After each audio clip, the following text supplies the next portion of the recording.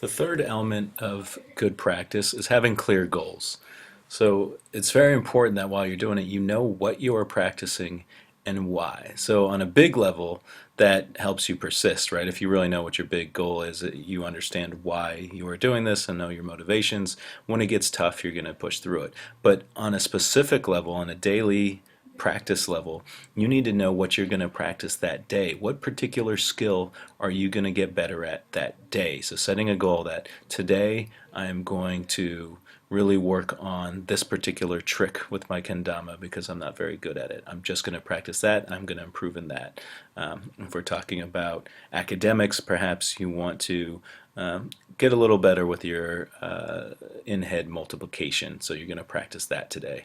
You want to know what you're practicing very specifically, what skill, small skill, are you going to focus on that day to get better at. So that's going to help you focus and make sure you're doing that to improve.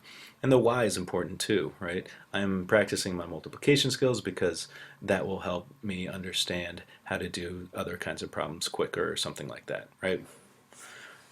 The other important thing is to know your measure of a successful practice session. What that means is if you practice well today, what are you going to have done? This relates back to the original thing. If you know what skill you're practicing, obviously getting better at that skill will be a demonstration that you've been practicing well.